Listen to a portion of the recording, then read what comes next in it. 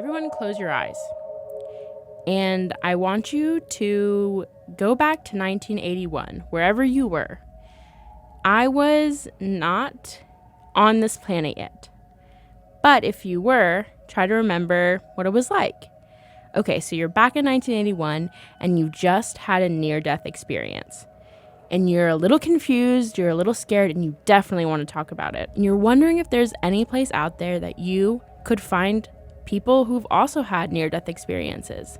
Well, lucky for you, because you're in 1981. And that's when 5 guys decided to find the International Association of Near-Death Studies, IANDS for short.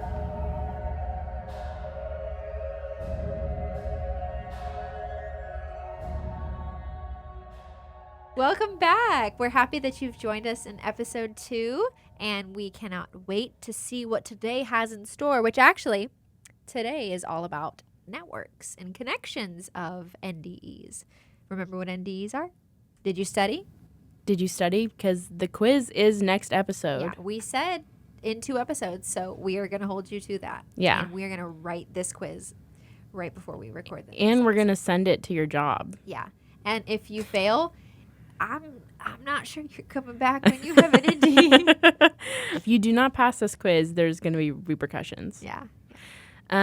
Welcome back, you guys, Beyonders.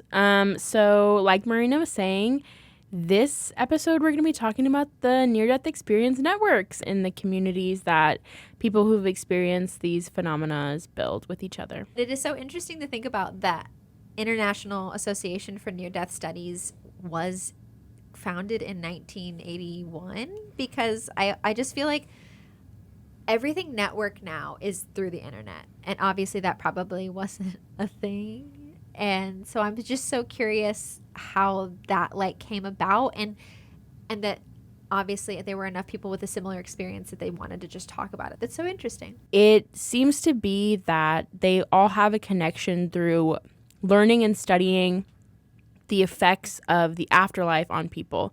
And so I just think it's so fascinating that we have a huge network of just people who legitimately are studying this stuff. And that's so freaking cool that we have such a great resource to look at, and that other people are interested, and that there are, actual scientific studies, as well as just kind of effects that it has on people. Well, and I think too, if you think about the human aspect of a support group, and that you can kind of feel maybe normal in spaces like this, where if you had these weird experiences or this out of body type things, you don't have to explain it to people who have also experienced it. So I feel like it's kind of a nice way to do normal things with other people. So in doing research for this, there was an author that I came across. His name was John Burke, and he was very religious. He's very much a Christian, and he wrote a book recently called Imagine Heaven, and basically he describes his kind of descent into near-death experiences.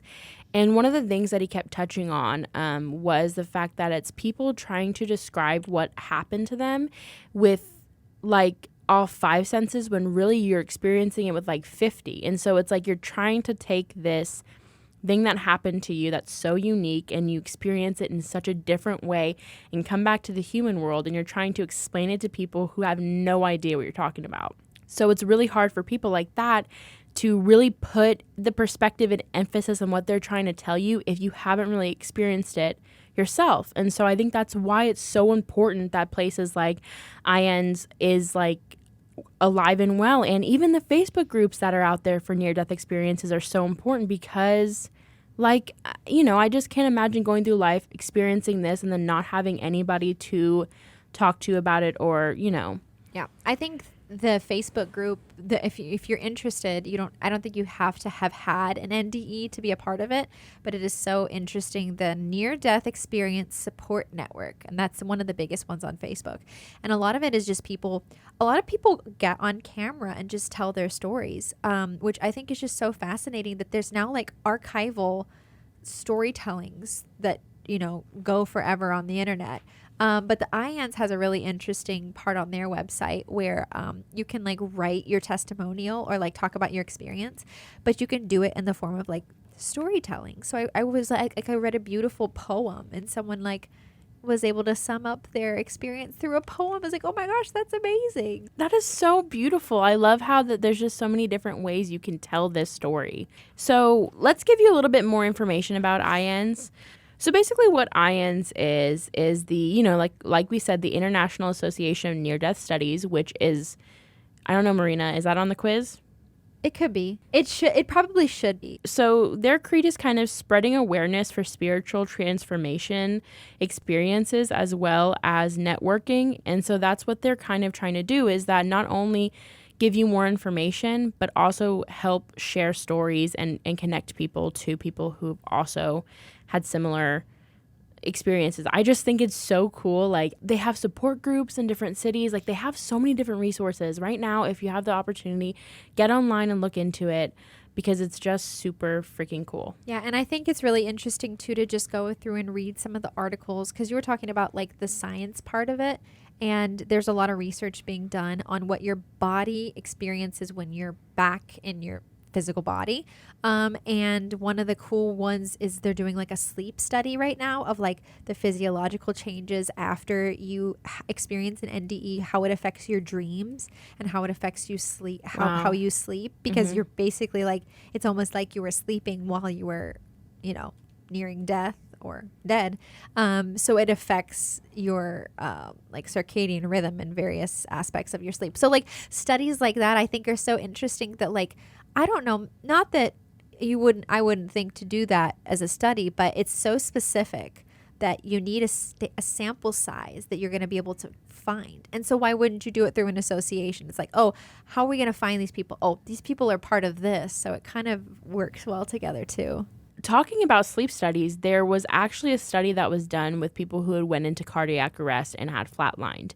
And they did a study to kind of, it was more to corroborate these stories of near-death experiences in doctors' eyes to see like how much validity they could put into them. So it's really hard to maybe believe, you know, the crossing over aspect, especially if you're so medically inclined. But they did a controlled study where they took a sample size of people who went into cardiac arrest and flatlined, who didn't have an NDE, and then people who went into cardiac arrest and had NDEs. It was a blind controlled study, so the people who were asking the questions didn't know until later like who was answering them. And they found that the people who did not have NDEs could not answer questions like, what were the doctors wearing? What were you doing? Like, did you see yourself? They couldn't answer questions. When looking in the controlled group that were people who experienced NDEs, 92% of them got everything correct. 6% got some of them correct, and only 2% didn't get any correct. But that's really, really crazy that they can do scientific studies on near-death experiences. So it just is like further proof to the people who, you know, are anxious about death or don't believe it, you know, that there is something, you know, life after death. And I also think it's when you mentioned that you can have like a technical near-death experience and not experience an NDE. I also think there's something so, I don't think magical is the right word, but something so special then that to have those kinds of experiences, because that's not even guaranteed either. It doesn't sound like. No, it's true. There are people who, you know, get into car accidents or say their life flashed before their eyes, but they don't necessarily have near-death experiences. That's why it's so unique.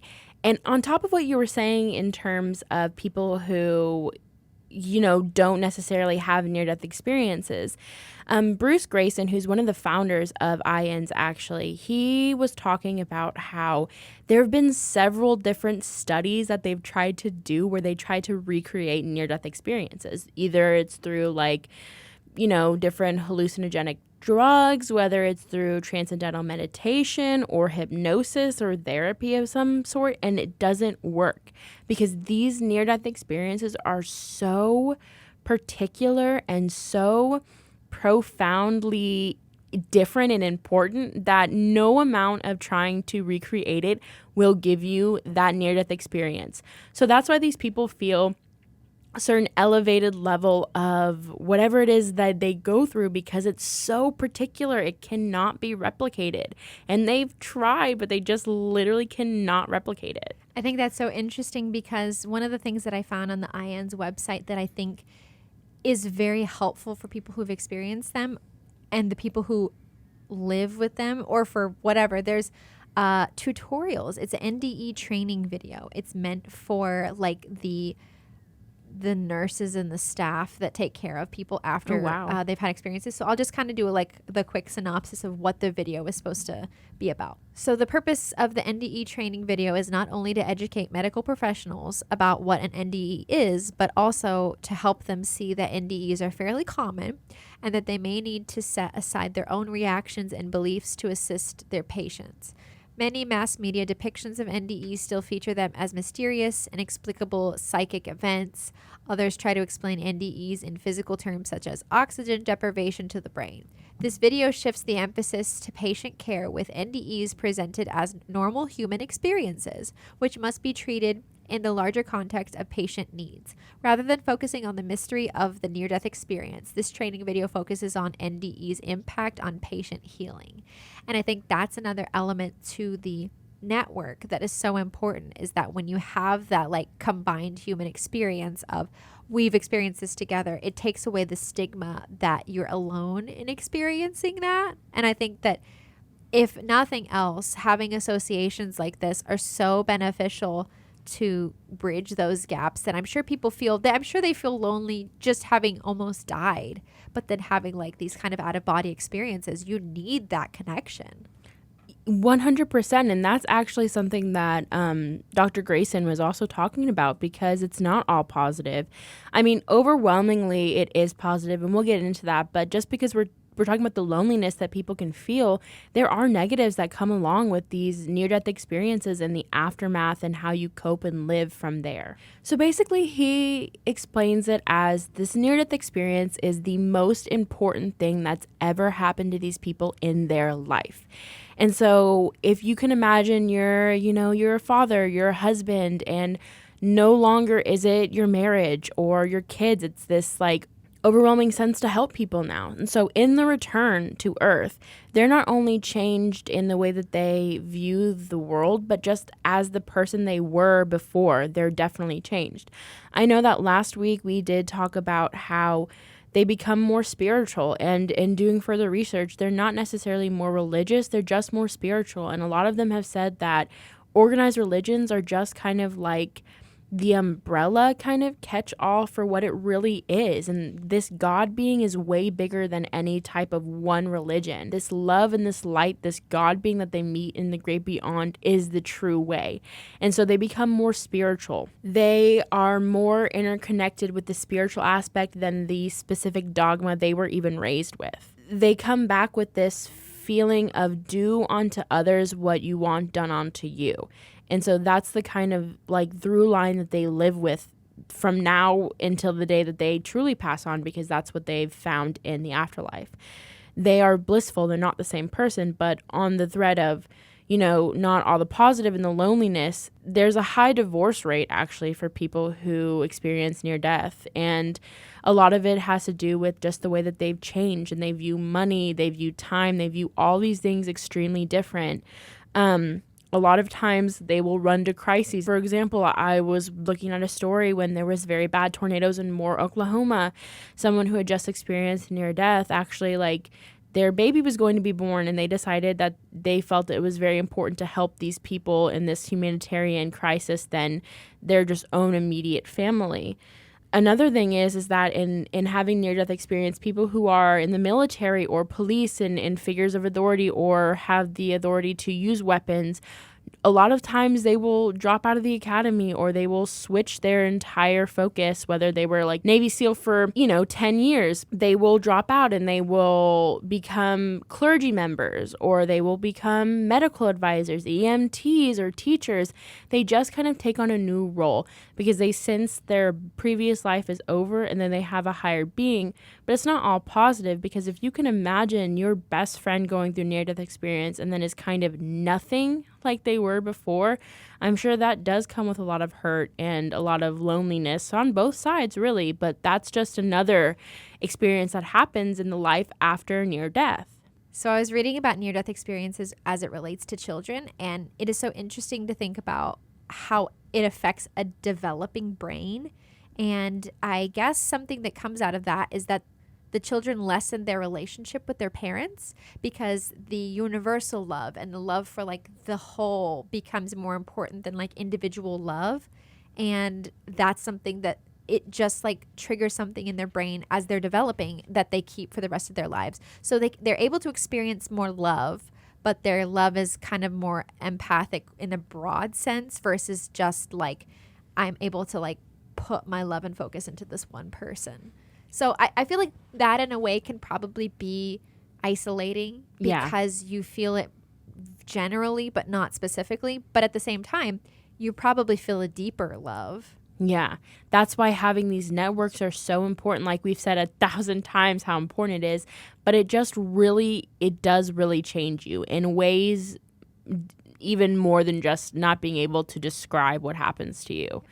And that's really interesting about the kids. I didn't know that, but that makes a lot of sense. And like I said, it's probably really hard. I mean, wow. I mean, there is a lot of positive because these people literally are like, this is the most important thing that's ever happened. I need to prophesize. And that's kind of amazing is like you can now be a beacon of light for so many other people, but it does, impact your interpersonal relationships. Yeah. I also think too, in like reading about the kids, that it's kind of a cool thing that they start. A lot of kids say that they then experience like a guardian angel with them. So it's almost like they feel like they constantly have something with them, surrounding them with love. So that sense of love and sense of like belonging, probably, while it can be isolating, like we said, it can probably create this like comfort internally. They also have increased intelligence, I read. So they're just it broadens their minds as well as their hearts, I'm sure. So if you're not a person that's into the association type way of connecting with people, a very easy way to connect is through social media. Obviously, that's probably going to be people's first route anyways for anything, from experiencing an NDE to buying Nikes from your neighbor. That's where you start. And there are some wonderful, like I said, Facebook groups. And I think it's interesting if you go on an NDE Facebook page. It is one of the most fascinating experiences. I'm so into reading their stories because you think of it as like, okay, there's these group of people who have given testimonials. They're part of research. They're in documentaries. They're like very official people.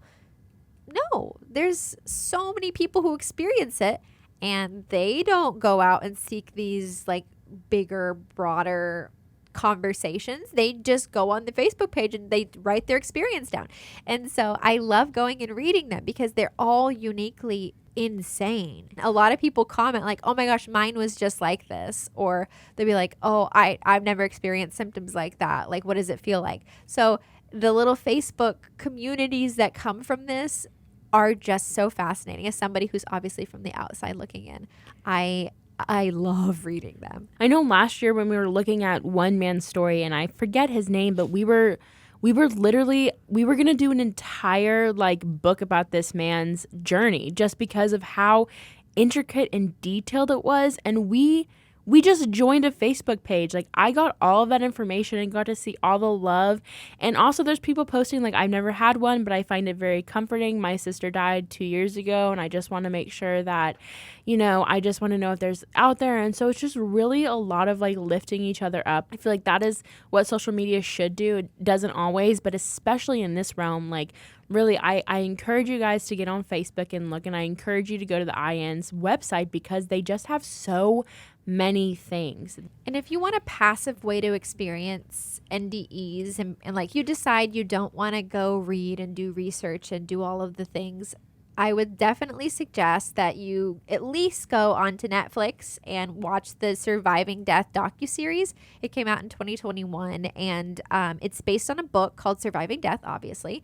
And so the whole thing is talking about the near-death experiences. They also talk about reincarnation and paranormal phenomenons. So just if nothing else, that is something that you can do that you'll get so much out of. And I actually think I did watch that, and there was a story on there of and I don't know if I've told it before, but I'm going to tell it again because I tell it at least 3 times a year.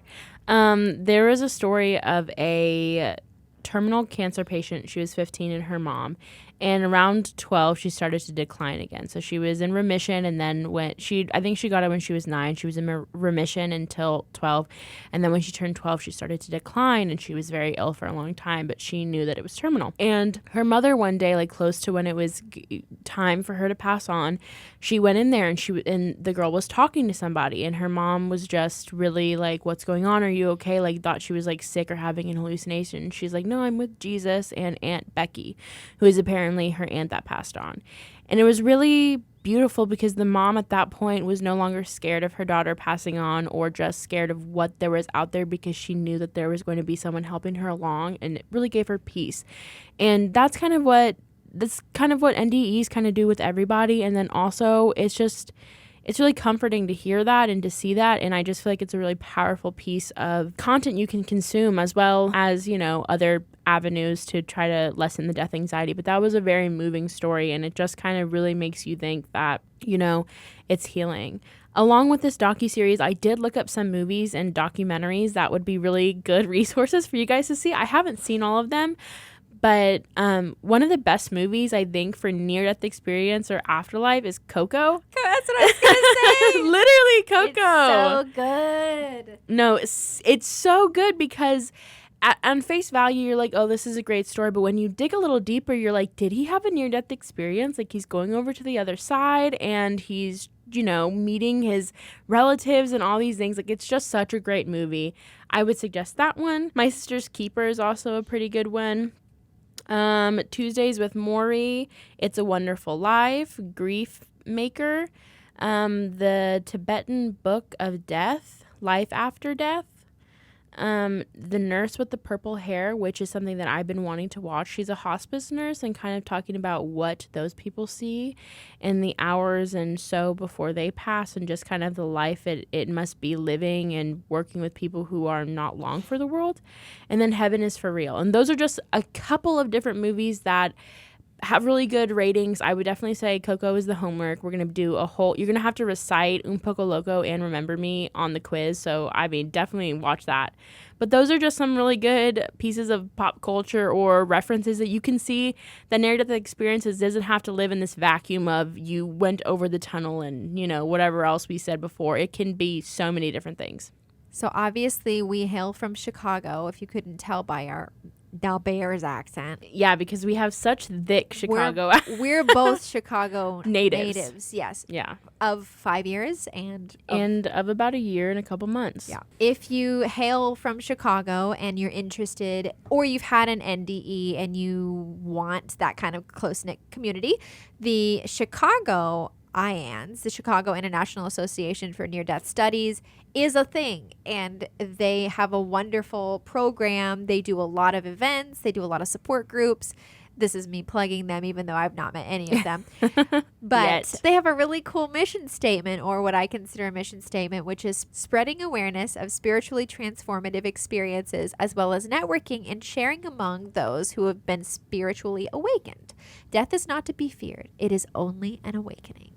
Again, that's kind of what we wanted to talk about in this episode. This is our second episode, and we just kind of wanted to give you guys a little bit of the resources that are out there and just kind of like the community aspect, because it is such a big part of this phenomena. We cannot talk about near-death experience without talking about the networks and the people that make them as important and make them, accessible to everybody. So that's what we wanted to talk about in this episode. We're also working on getting some guests for you guys. So this is another, super excited. This is another call to action. If you or somebody you love or just know, you don't even have to like them. If you just know somebody who's had a near-death experience, has crossed over, has come back, please reach out to our Instagram at Bright Lights Beyond. You can direct message us. You can also reach out to us on our website, which is the Bright Lights Beyond Near Death Experience podcast. You could just Google that and we'll come up. I know I've heard from a couple of you guys and I can't wait to set some stuff up, but we would love to have more people telling us what they think. And if you've had a near death experience, please reach out. So we promise, if you've had a near-death experience, we will treat you with care and love, and we will not be like, tell us every single detail of your life. Yeah, Marina won't. Okay. I might. No. All bets are off for Lexi. No, of course. We would handle this with the utmost care. We just are really fascinated and would just love to hear where you guys are coming from with that. Another thing that is pretty cool is we're looking for some sponsors for the podcast. So if you own an Etsy shop or you have a family business or there's just something you want to promote, please also reach out to our Instagram and our website. We are not looking for paid promos at this point. We're just looking to mutually share each other's content as content creators. So yeah, and also please let us know what you think of the podcast. We want to hear what you guys think.